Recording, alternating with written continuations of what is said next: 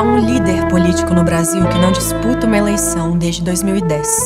Quando ele aparece na imprensa, costuma ser de óculos escuros, entrando ou saindo de algum lugar onde preferiria não ser fotografado. Se você perguntar na rua quem ele é, a maioria não saberá responder.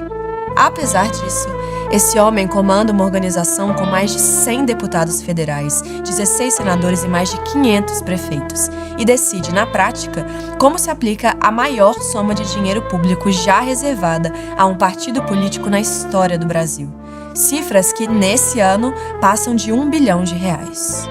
O nome dele é Valdemar Costa Neto, e a organização que ele preside é o PL, o Partido Liberal.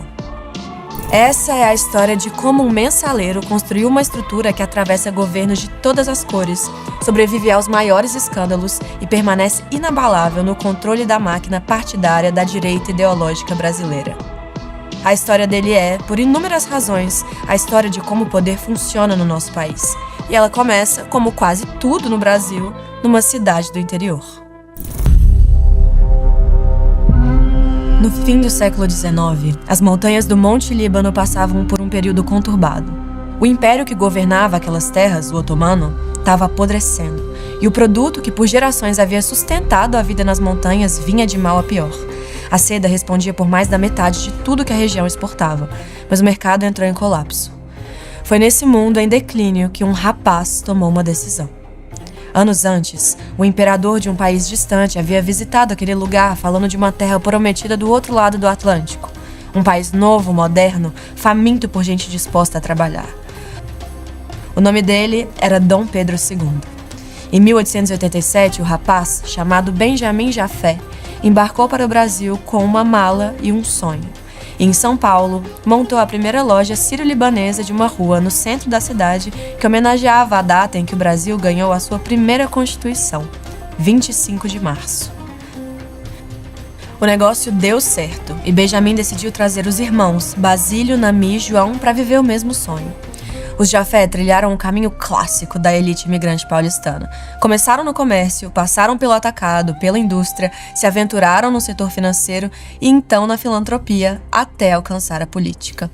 Em poucas décadas, o sobrenome já estava por todo canto de São Paulo. Na indústria têxtil, no Hospital Sírio-Libanês, no Clube Monte Líbano, numa coleção de empresas que ia da tecelagem à mineração. Os Jafé se transformaram numa dinastia. Na década de 30, a família decidiu erguer uma siderúrgica e escolheu um pedaço de terra próximo da capital, na cidade de Mogi das Cruzes, no Alto Tietê, para fundar a Mineração Geral do Brasil, a MGB. O plano era transformar minério em ferro e aço. A obra levou anos, mas desde que o primeiro forno foi aceso, já nos anos 40, a cidade nunca mais foi a mesma. Até então, Mogi tinha pouco mais de 60 mil habitantes que sobreviviam, a grosso modo, da agricultura. A MGB levou para o Alto Tietê tudo o que uma fábrica grande leva: máquinas, dinheiro e um batalhão de gente. Em volta dos fornos nasceu uma vila inteira, a Vila Jafé. E para tocar a usina, a empresa saiu em busca de trabalhadores de uma região com tradição no ramo, o interior de Minas. Foi nessa leva que chegou em Mogi, em 1942, um jovem mineiro que entrelaçaria a sua história com a dos Jafé. O nome dele era Valdemar Costa Filho.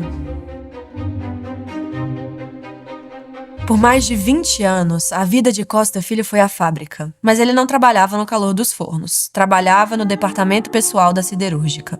No auge, a MGB chegou a empregar 3 mil funcionários, responsáveis pelo sustento de 12 mil pessoas, o equivalente a 20% da população de Mogi.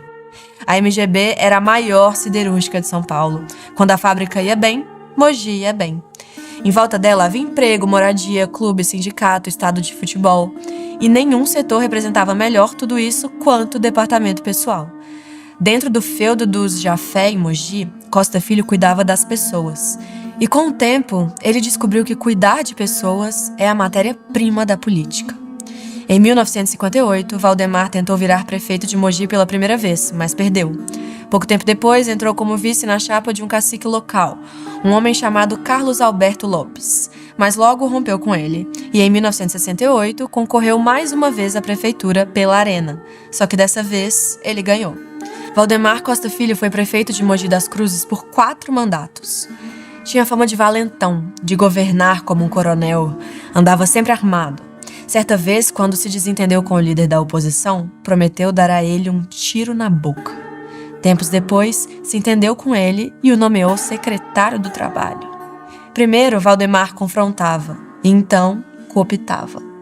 Mogi já não era mais a cidade da siderúrgica MGB, era a cidade dele. O homem do departamento pessoal havia trocado uma máquina pela outra.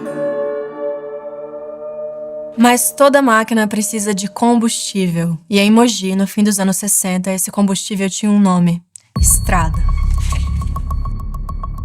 Mogi tinha um problema sério geográfico. A cidade estava perto de tudo, mas ligada de verdade a quase nada.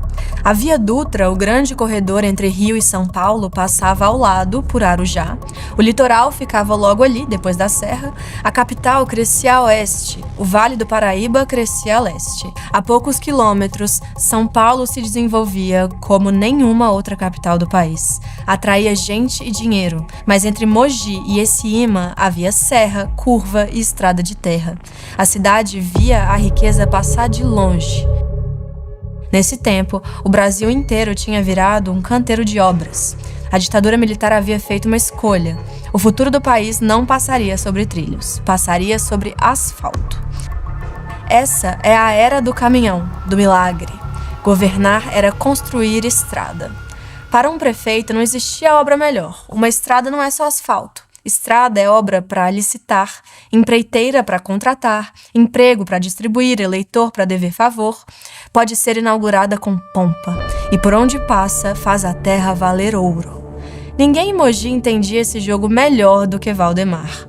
A primeira grande estrada que ele construiu foi a Mogi Dutra. Fez Mogi deixar de ser um beco sem saída. Mas a estrada que ele realmente sonhava era outra, bem mais cara. Valdemar queria furar a Serra do Mar e levar Mogi até o litoral. Mas para colocar de pé uma obra desse tamanho, seria necessário uma máquina bem maior que a dele.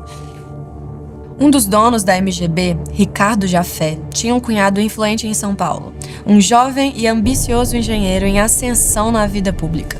Ricardo se casou com a irmã dele. O nome dele era Paulo Maluf. À medida que Maluf foi crescendo na estrutura do Arena, Valdemar foi se transformando no seu apadrinhado em Mogi. Em 82, com Maluf governador, a Mogi Bertioga foi finalmente inaugurada e o velho sonho mogiano se cumpriu. A máquina estava completa. Havia uma base sólida embaixo, a cidade que dependia de Valdemar, e um padrinho no alto, o homem mais poderoso de São Paulo. Faltava só uma coisa para essa máquina virar uma dinastia: alguém capaz de herdá-la. E é essa a história que nos interessa.